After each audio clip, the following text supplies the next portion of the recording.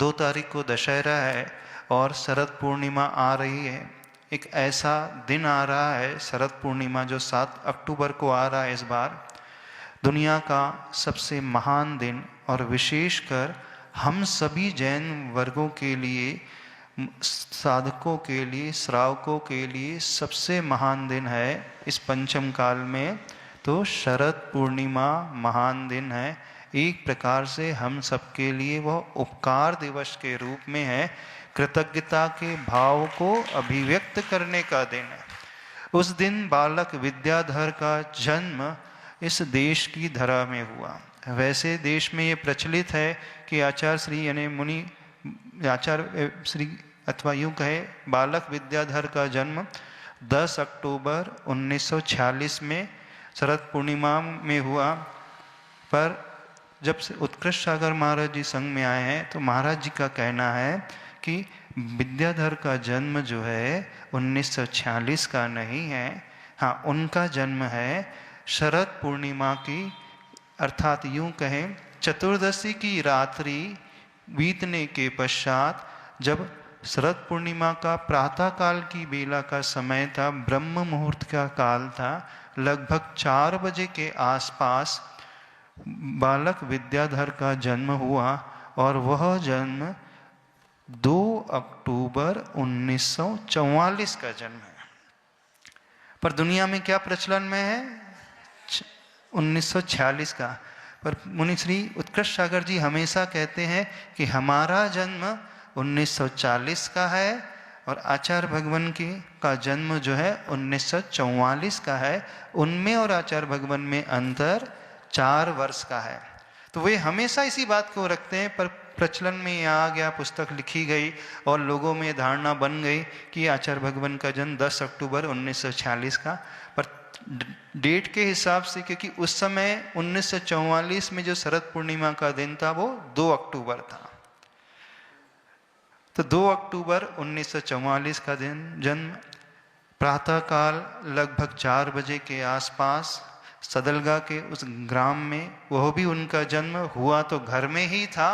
और जैसे ही जन्म हुआ तो श्रीमती माँ को बालक के साथ तुरंत हॉस्पिटल में लेकर के जाया गया। पर लेकिन प्रचलन में यह आ गया कि आचार्य भगवान का जन्म जो हॉस्पिटल में, बल्कि उनका जन्म तो गृह में ही हुआ था।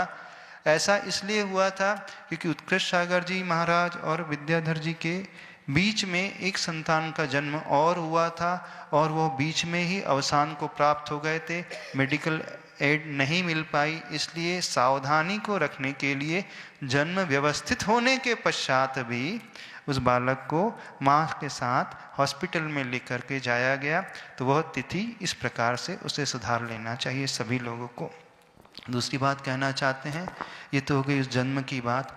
यदि बालक विद्याधर का जन्म नहीं हुआ होता तो मुनि विद्यासागर जी कहाँ से आते, और मुनि विद्यासागर जी नहीं आते तो हम सबको आचार्य गुरुवर श्री विद्यासागर महाराज जी कहाँ मिलते।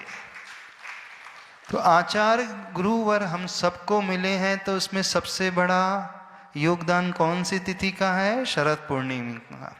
प्राय लोग ये कहते हैं कि पंचम काल में जन्म तो मिथ्यात्व के साथ हुआ करता है, तो उस दिन जन्मदिन नहीं मनाना चाहिए। ठीक है, ये सत्य है कि पंचम काल में जो भी जीव इस भरत क्षेत्र में जन्म लेने वाले हैं होते तो मिथ्यात्व के साथ ही हैं, पर हम उस दशा को मुख्य नहीं मान रहे हैं, हम उनके द्वारा किए हुए उस पुरुषार्थ को मुख्य मान रहे हैं, उस साधना को मुख्य मान रहे हैं, जन्म लेकर के जिन्होंने दिन प्रतिदिन हमेशा साधना को आगे बढ़ाते गए और इस देश के लिए नहीं दुनिया के लिए एक आदर्श प्रस्तुत कर दिया कि धर्म क्या होता है, साधुत्व क्या होता है, मोक्ष मार्ग की साधना क्या होती है, करुणा का भाव क्या होता है, वात्सल्य का भाव क्या होता है, सक्रिय सम्यक दर्शन क्या होता है।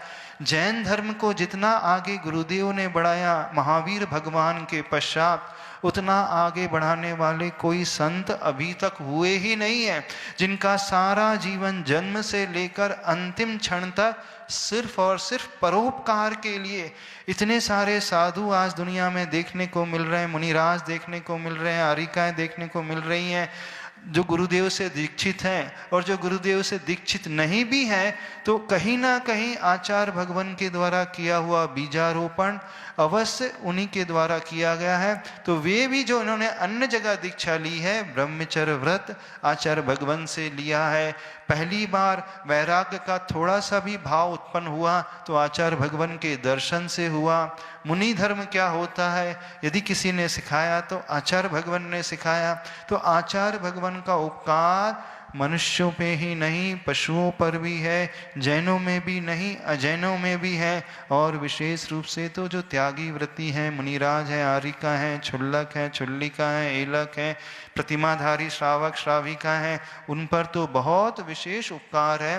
क्योंकि दुनिया में जन्म तो माता पिता के माध्यम से हो जाता है, लेकिन सही जन्म जो होता है वो गुरु के माध्यम से होता है। एक ऐसा जन्म जो जन्म की श्रृंखला को तोड़ने वाला है।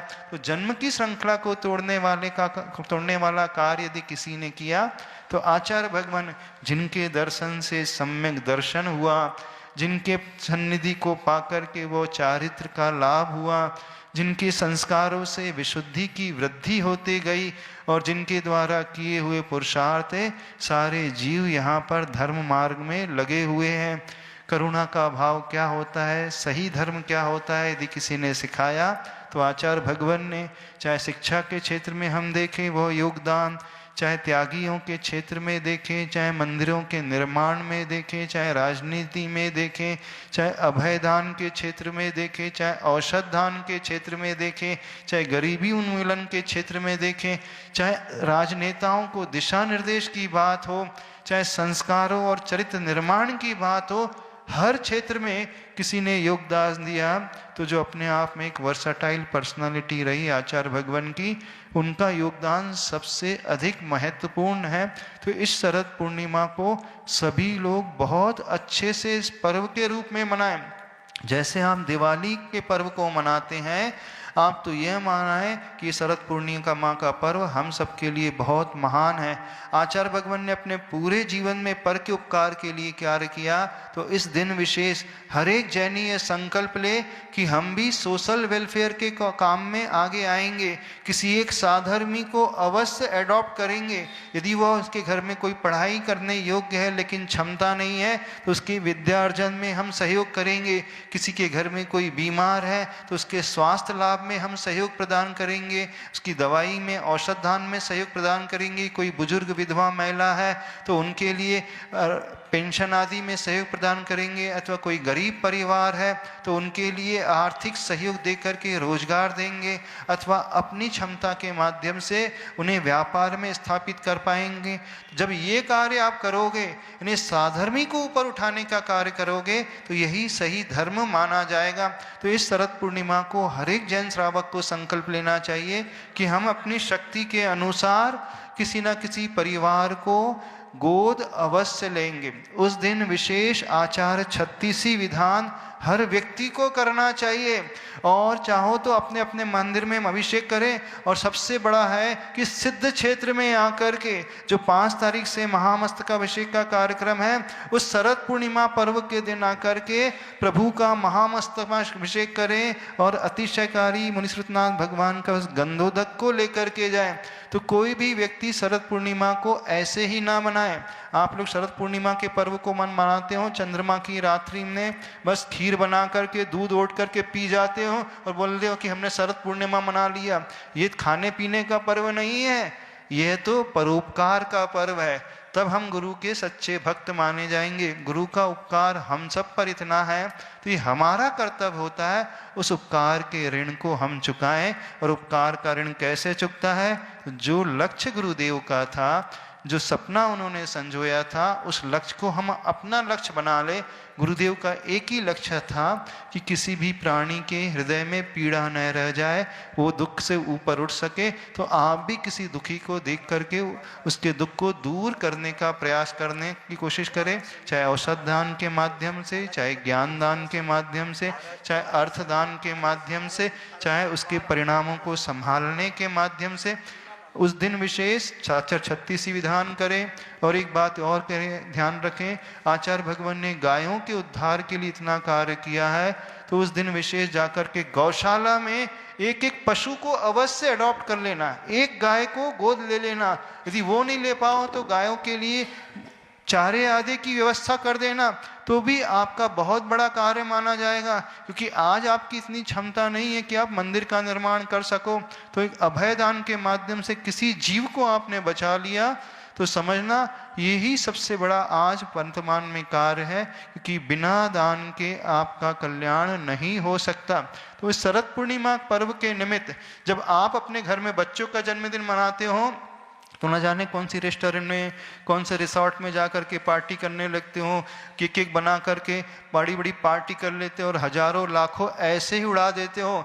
तो जब आपके गुरु का जन्म हुआ, वैसे देखा तो बालक विद्याधर का जन्म हुआ, लेकिन यह दिन नहीं होता तो कुछ नहीं होता। तो उस दिन को ध्यान में रखते हुए चिकित्सा के क्षेत्र में आप कैंप लगाएं, अथवा गौशाला में जाकर के गायों को गोद लें, अथवा गौशाला में गायों के चारों की व्यवस्था करें, साधर्मी की व्यवस्था करें, और हो सके तो गुरु के पास आकर के आहार दान दे करके भक्ति करके अपने पुण्य को जागृत बना लेना।